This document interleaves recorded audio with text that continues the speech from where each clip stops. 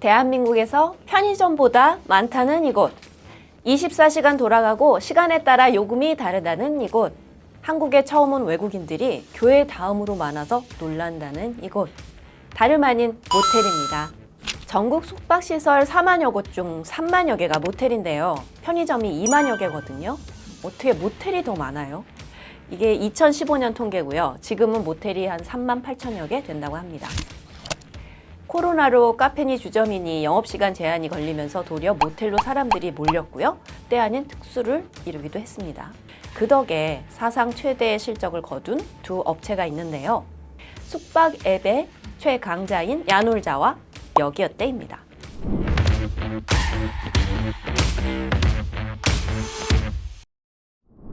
이 두 앱을 이용하는 사람들이 얼마나 많냐면요. 월 700여만 명 된다고 해요. 그러니까 4만여 개 모텔을 한 달 동안 700여만 명이 이용한다. 엄청나죠? 1년 전보다도 30% 는 수치고요. 올해도 꾸준히 늘고 있다고 합니다. 그럼 왜 이렇게 모텔을 많이 이용하는가? 사실 모텔이라는 게 1980년대 미국에서 들어온 숙박 유형인데요. 그 모텔은 모토리스트 호텔의 합성어예요. 그래서 미국에서는 고속도로 사이사이에 있는 여관, 휴게소 개념이고요. 외진대에 있는 허름한 그런 숙소들 떠올리시면 될 거예요. 그래서 영화에서는 좀 안 좋은 장소로 많이 배경으로 나오는데 히치콕 감독의 사이코 영화, 그 배경도 모텔입니다. 한국에서 모텔이 유독 인기인 이유는 무엇보다 호텔보다 싸기 때문이고 가장 큰 이유는 대실 때문이에요. 몇 시간만 이용할 수 있는 이 대실이 인기인 거죠. 이러니 모텔이 24시간 돌아가는 시스템이 갖춰진 겁니다.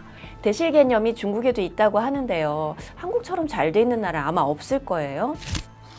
자, 이러해서 대한민국은 숙박에 관한 한 둘째가라면 서러운 나라가 됩니다. 숙박 비즈니스 규모가 14조 원이라는데요.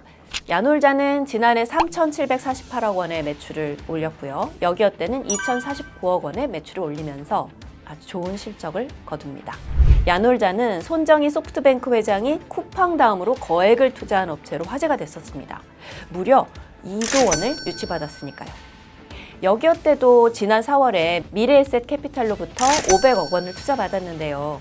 워낙 야놀자가 크게 투자를 받다 보니 여기어때는 좀 작은 금액으로 보이지만 절대 적은 돈은 아닙니다. 그럼 그 기업 가치는 어떨까요? 현재 야놀자는 10조 원대 데카콘으로 성장해서 나스닥 상장까지 넘보고 있습니다. 에어비앤비가 상장 후에 기업 가치 100조 원대로 뛰었었거든요. 야놀자가 만약에 올 하반기 예정대로 나스닥에 상장이 된다면 잭팟이 터지는 거죠. 여기어때는 올해 투자를 받아서 1조 2천억 원대의 그 유니콘 대열에 합류했습니다. 사용자 입장에서는 별반 차이 없는 두 앱인데요. 기업 가치는 격차가 굉장히 크죠. 그리고 한때는 여기어때가 시장 1위였던 시절도 있었단 말이에요.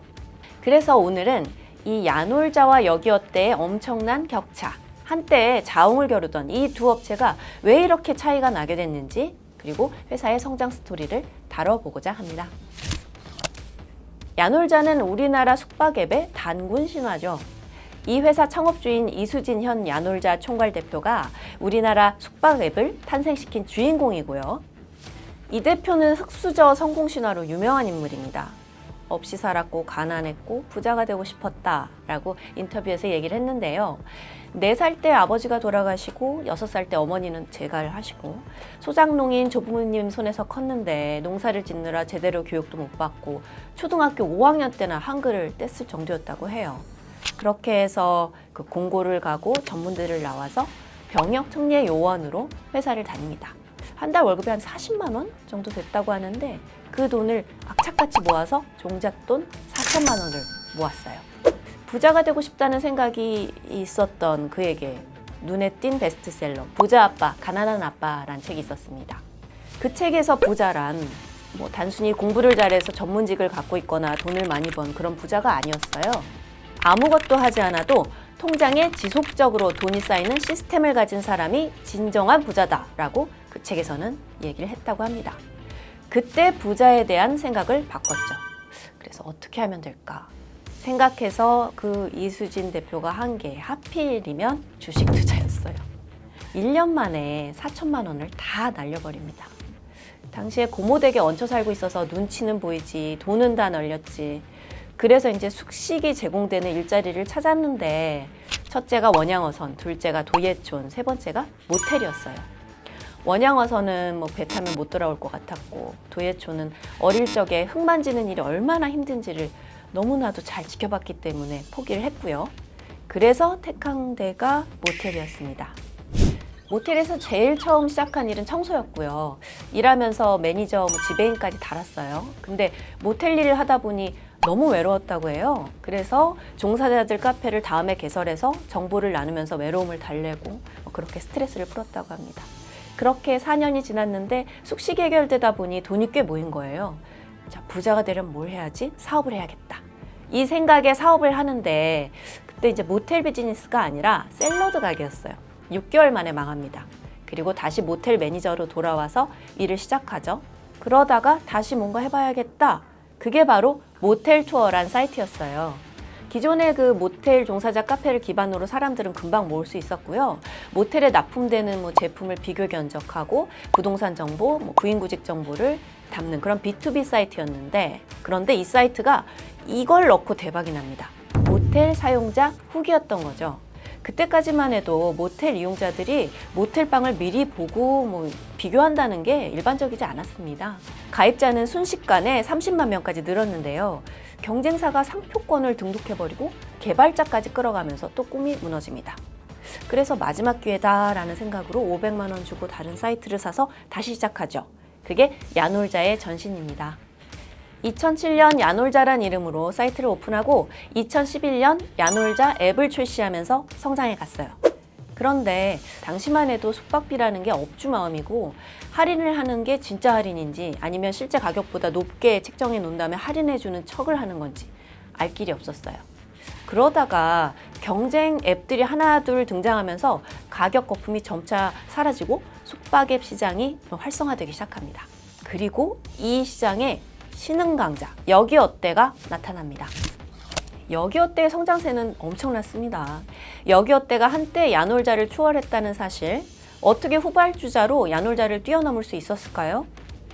여기어때의 창업주 신명석 대표도 흑수저 성공신화로 유명했었죠. 27살에 첫 사업을 시작해 학벌, 환경, 인맥 도움 없이 자수성가한 인물로 그 역시 주목받았어요. 신 대표는 원래 그 웹하드 업체를 운영했었는데요. 2000년부터 14년간 10개 넘는 웹하드를 운영했다고 하죠. 이수진 대표가 맨땅에서 시작했다면 심 대표는 시드를 갖고 시작한 거죠.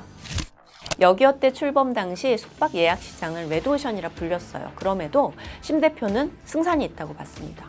한국의 모텔이 3만여 곳, 연간 매출이 14조 원이다. 야놀자 회원 모텔 수라 해봐야 2,500곳이다. 그렇게 해서 자신만만하게 뛰어들면서 2년 만에 업소 수를 무려 4,300곳으로 늘리고 단숨에 1위에 오릅니다. 그럼 어떻게 이렇게 점유율을 높였는가? 2년간 모텔 업주에게 입점비도 안 받고 광고도 무료로 올려준 거예요. 그러니까 너나 할 것 없이 여기어때에 들어온 거죠. 숙소가 늘어나니 자연히 고객이 늘고요. 그 기간 손실은 웹하드 운영한 그 수익금으로 메운 거예요. 여기어때는 점유율을 확 높인 다음에는 유료화로 전환했어요. 업소들이 역시 빠져나갔죠. 하지만 당일 예약 취소랑 카드를 들고 나옵니다. 3시간 전 무료 취소. 이게 사실 당시로서는 엄청난 획기적인 거였거든요. 업주들은 난리가 났죠. 그런데 고객들이 너무 좋아하는 거예요. 그러니 업주들도 받아들일 수밖에 없게 됐습니다. 그러면서 다시 업소도 늘고 사용자도 늘고 회사는 더 성장합니다. 신명섭 대표는 자수성가한 스타트업 대표로 회자됐고 AI 등 IT 기술 접목도 적극 추진하면서 그 개발자들을 끌어들이고 또 모텔뿐 아니라 글램핑, 레저 등 종합 여가 서비스 업체로 거듭나겠다 이런 포부를 밝히죠. 물론 야놀자도 가만히 있진 않았어요. 호텔 라우를 인수하고 펜션, 게스트하우스 등 영역을 확장해 나가는 동시에 프랜차이즈로 사세를 계속 확장해 나가고 있었거든요. 여기어때도 프랜차이즈를 키우긴 했지만 야놀자의 성장 속도가 훨씬 컸습니다. 그런데 2017년 여기어때에 큰 사건이 터지면서 두 업체의 운명이 갈리게 됩니다. 여기어때 고객 데이터가 뚫리는 사고가 발생한 거예요. 무려 99만 건의 개인정보가 해킹당했는데 이름, 전화번호, 숙박 정보까지 전부 유출이 됐습니다. 그리고 4천여 명에게는 협박 문자까지 갔죠. 당시에 해커가 마케팅센터 관리자 아이디를 도용해서 정보를 빼냈다는데 아주 기초적인 해킹 수법이었다 해서 더 난리가 납니다. 보안이 그만큼 허술했던 거죠. 여기에 신명석 대표의 이면이 드러납니다. 웹하드 업체 운영 당시에 필터링 업체의 수수료랑 사용료를 안 내려고 1억 5천만 원의 금품을 제공한 배임 증제 혐의로 유죄 판결이 나는 거예요. 여기에 음란물 불법 유통을 방조한 혐의까지 난리가 아니었습니다. 여기어때 심 대표는 결국 2019년에 영국계 사모펀드에 자신의 지분 50%를 1,500억 원에 넘기면서 대표직에서 물러났고요. 여기어때는 이때부터 영국계 회사가 됩니다. 야놀자와 여기어때의 명함이 엇갈린 두 번째 이유, 바로 M&A입니다. 보시는 표는 2020년까지의 인수 현황인데요. 호텔 앱, 호텔 체인부터 시작해서 숙박 비품 관련 IT 솔루션 회사들, 데이터 기반의 자동화 관리 시스템 업체까지 연관 비즈니스를 전부 국내외 할 것 없이 다 끌어들입니다. 지난해 인터파크 인수 기억하시죠? 올 들어서는 골프장 ERP, 티켓팅 관련 업체들까지 사들이고 있어요.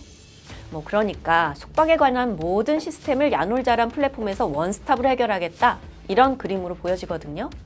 여기어때는 그 뒤로 어땠나요? 영국계 사모펀드 CVC 캐피탈에 넘어가고 M&A 전문가가 대표에 선임이 됐지만 망고플레이트라는 맛집 콘텐츠 하나만 인수를 했고요.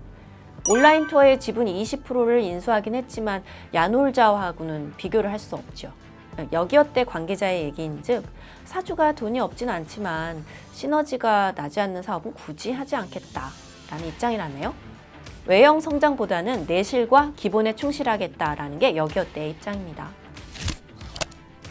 야놀자는 이제 국내 경쟁은 무의미하다 보고 있고요. 야놀자의 경쟁 상대는 인식이다 라고 하던 이수진 대표가 요즘은 오라클을 많이 언급하네요. 왜 난데없는 오라클이냐? 이 광고 보이시죠? 야놀자 테크놀로지. 한때 EXID 한이가 부른 중독성 강한 CM송으로 화제가 됐던 야놀자 광고 기억하실 거예요. 근데 이젠 모델도 없어요. 그냥 테크놀로지, 테크올인입니다. 경쟁 상대가 그럼 왜 오라클이냐? 야놀자의 목표는 글로벌 1위 호스피탈리티 테크 기업이라고 하는데요. 현재 1위가 오라클이거든요. 야놀자가 인도 PMS 채널 관리 시스템 개발사인 이지 테크노시스를 인수하면서 이런 꿈을 꾸게 된 건데요. 이 업체가 글로벌 2위입니다. 그러니까 전 세계 여행과 관련해서는 플랫폼 제국이 되겠다, 이런 꿈인 거죠. 손정희 회장이 투자를 결정한 이유도 바로 이 테크 전략 때문이었습니다. 야놀자가 꿈꾸는 세상은 숙박, 여행계의 아마존인 거죠. 여기어때는요, 최근 황광희를 모델로 새롭게 기용하고 내고왕이란 프로그램을 통해서 30% 숙소 할인 쿠폰을 5일간 총 3만 명 대상으로 준비를 했었는데 이게 2분 만에 완판이 되면서 화제가 되기도 했었습니다.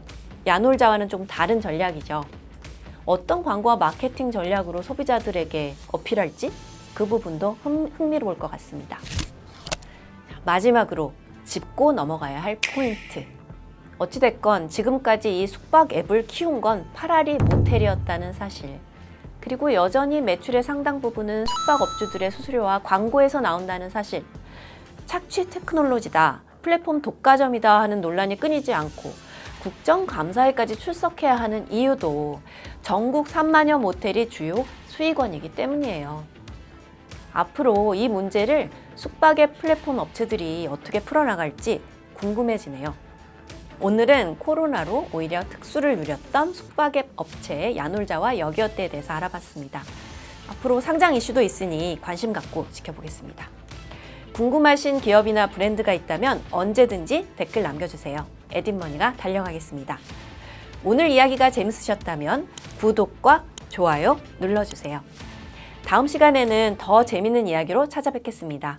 감사합니다.